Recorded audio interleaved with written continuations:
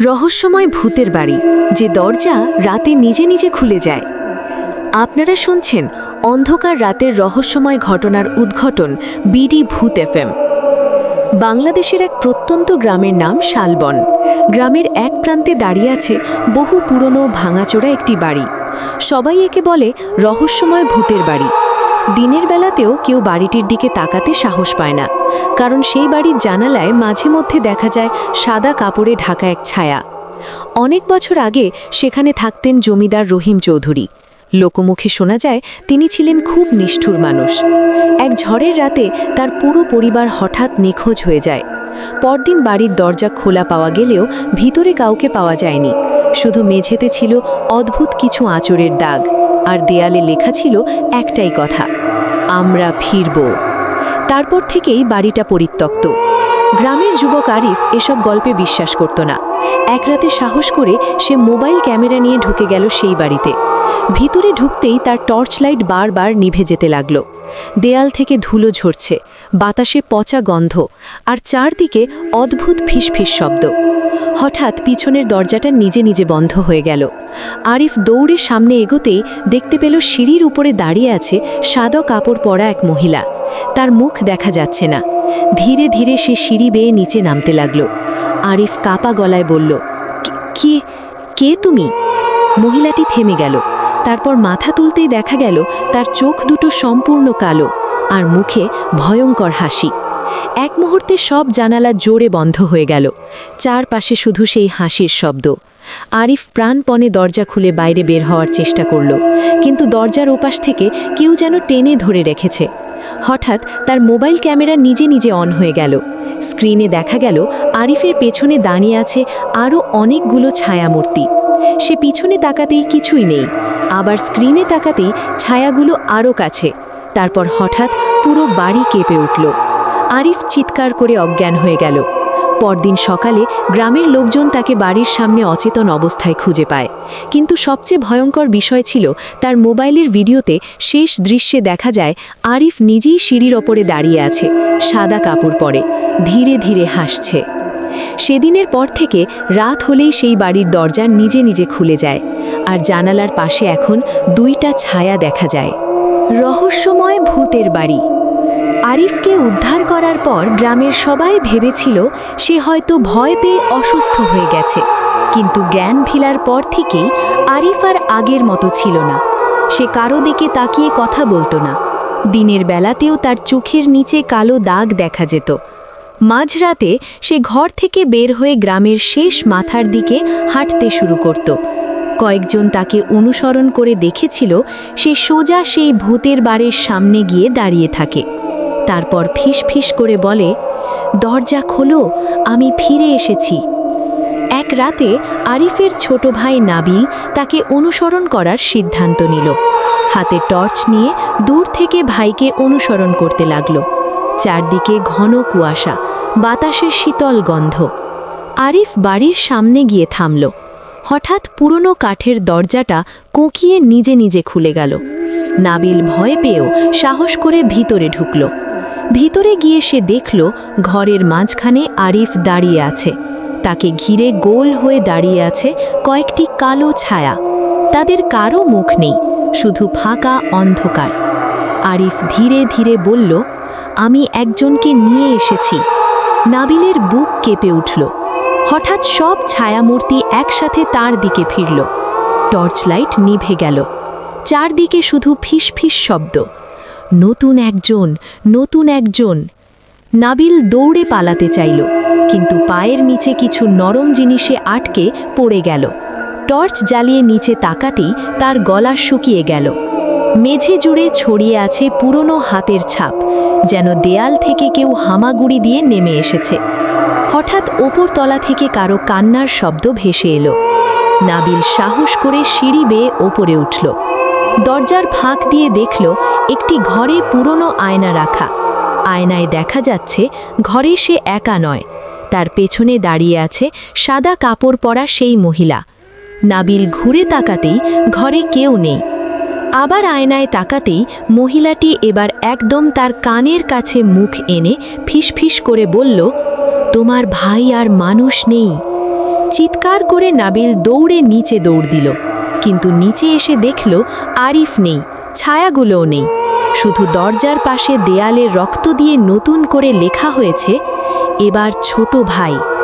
পরদিন সকাল থেকে নাবিলও নিখোঁজ।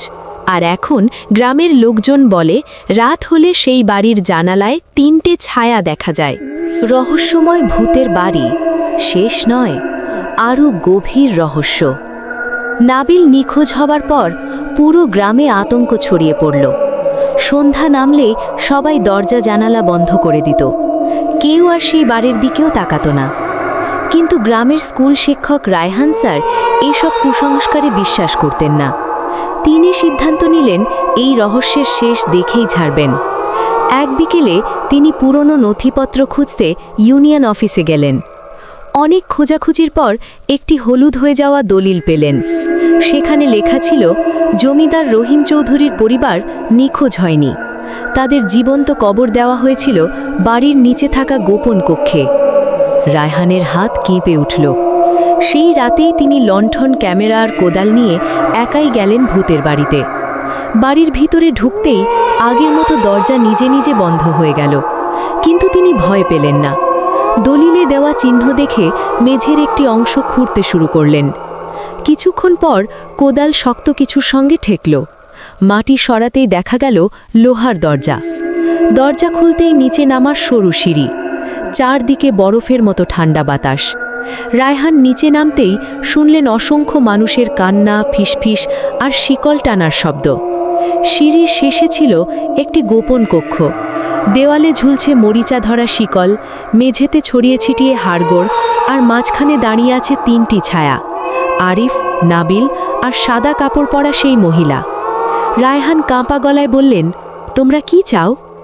মহিলাটি ধীরে ধীরে সামনে এলো। এবার প্রথমবার তার মুখ স্পষ্ট দেখা গেল। মুখের এক পাশ পোড়া, অন্য পাশে গভীর ক্ষত, চোখ দিয়ে কালো রক্ত ঝরছে। সে বলল, সত্য সবাই জানুক, তারপর আমরা মুক্তি পাব। হঠাৎ পুরো কক্ষ কেঁপে উঠল।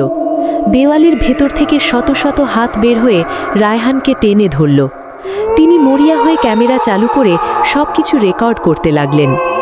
পরদিন সকালে গ্রামের লোকেজন বাড়ির সামনে রায়হানের ক্যামেরা পেল, কিন্তু মানুষটিকে আর খুঁজে পাওয়া গেল না। ক্যামেরার ভিডিওতে দেখা গেল শেষ মুহূর্তে গোপন কক্ষের দেওয়াল ভেঙে যাচ্ছে, আর ভিতর থেকে বের হয়ে আসছে অসংখ্য ছায়ামূর্তি। সেই দিন থেকে শুধু বাড়িটাই নয়, পুরো গ্রামেই রাতে অদ্ভুত ছায়া হাঁটতে দেখা যায়। আর ভূতের বাড়ির দরজায় এখন নতুন লেখা জ্বলজ্বল করে, আমরা আর শুধু বাড়িতে নেই। রহস্যময় ভূতের বাড়ি। গ্রামের উপর নেমে এলো অভিশাপ।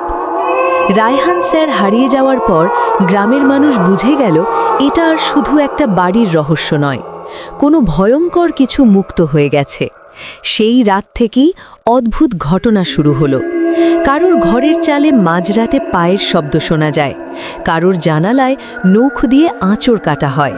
কেউ কেউ ঘুম ভেঙে দেখে তাদের দরজার সামনে কাদা মাখা পায়ের ছাপ, কিন্তু সেই ছাপ গিয়ে শেষ হয়েছে দেয়ালের কাছে। গ্রামের মসজিদের ইমাম সাহেব বললেন, এটা সাধারণ কিছু না, সবাই সাবধানে থাকুন। কিন্তু সাবধান থেকেও লাভ হলো না। পরদিন ভোরে বাজারের মুদি করিমকে পাওয়া গেল রাস্তার মাঝে দাঁড়িয়ে। তার চোখ খোলা, মুখে অদ্ভুত হাসি।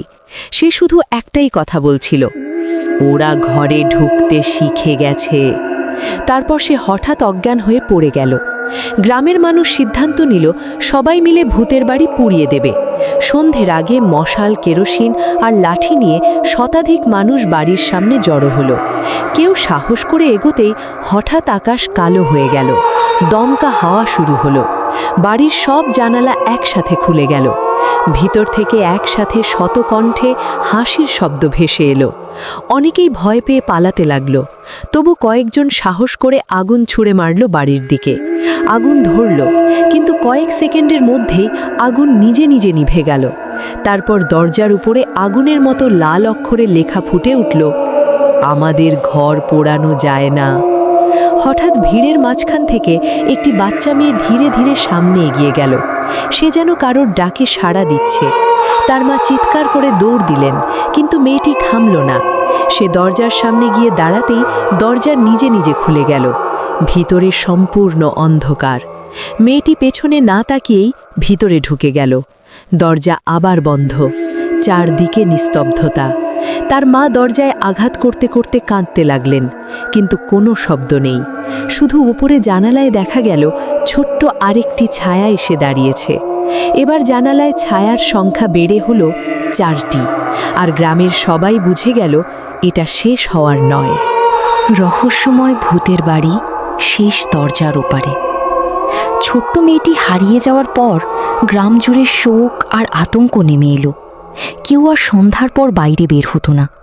কিন্তু যতই সবাই লুকিয়ে থাকুক, ভয় যেন নিজেই ঘরে ঘরে ঢুকে পড়ছিল। সেই রাতে গ্রামের প্রতিটি বাড়িতে একই ঘটনা ঘটল। রাত ঠিক 2:43 সব ঘড়ি একসাথে বন্ধ হয়ে গেল। তারপর দূর থেকে ভেসে এলো দরজায় ধীরে ধীরে কড়া নাড়ার শব্দ। টক টক টক। যে ঘরেই কেউ দরজা খুলেছে সে আর ফিরে আসেনি। পরদিন সকালে গ্রামের মাঝখানের মাঠে দেখা গেল অদ্ভুত দৃশ্য। হারিয়ে যাওয়া মানুষগুলো সবাই দাঁড়িয়ে আছে। আরিফ, নাবিল, রাইহান স্যার, ছোট্ট মেয়েটি, আরও অনেকে। তারা সবাই স্থির, চোখ খোলা, মুখে সেই একই ভয়ঙ্কর হাসি। গ্রামের সাহসী বৃদ্ধ মানুষ হাসিম আলী সামনে এগিয়ে গিয়ে চিৎকার করে বললেন, তোরা কি চাস? সবাই একসাথে মাথা তুলল। তারপর একই কণ্ঠে বলল, শেষ দরজা খুলতে হবে। হাসিম আলী জিজ্ঞেস করলেন, কোন দরজা? তখন সব হারিয়ে যাওয়া মানুষ একসাথে হাত তুলে গ্রামের পুরনো কবরস্থানের দিকে ইশারা করল। সাহস করে কয়েকজন মানুষ সেখানে গেল। কবরস্থানের এক কোণে বহু পুরনো মাটি চাপা একটি লোহার ফটক দেখা গেল। ফটকের উপর খোদাই করা, যে খুলবে সে ফিরবে না। লোকজন পিছু হটল, কিন্তু হারিয়ে যাওয়া মানুষগুলো ধীরে ধীরে তাদের দিকে এগিয়ে আসতে লাগলো। ভয়ে কাঁপতে কাঁপতে হাসিম আলী ফটক খুলে দিলেন। ফটক খোলার সঙ্গে সঙ্গে মাটি কেঁপে উঠল। নিচ থেকে বের হতে লাগলো বরফ শীতল বাতাস আর অসংখ্য ফিস ফিস শব্দ। হঠাৎ ভূতের বাড়ির দিকে তাকিয়ে সবাই স্তব্ধ হয়ে গেল। পুরো বাড়িটা ধীরে ধীরে মাটির নিচে ডুবে যাচ্ছে, আর তার জায়গায় উঠে আসছে আরো বড়, আরো কালো এক প্রাসাদ। প্রাসাদের প্রতিটি জানালায় দাঁড়িয়ে আছে ছায়া মূর্তি, হাজার হাজার। হাসিম আলী কাঁপা গলায় বললেন, আমরা কি করলাম? তখন তার পাশেই দাঁড়ানো ছোট্ট মেয়েটি ঘুরে তাকালো। তার চোখ পুরো কালো। সে মৃদু হেসে বলল, এখন আসল গল্প শুরু। পরদিন সকালে বাইরের লোকজন গ্রামে এসে দেখল পুরো গ্রাম ফাঁকা, কেউ নেই। শুধু কবরস্থানের পাশে দাঁড়িয়ে আছে সেই কালো প্রাসাদ।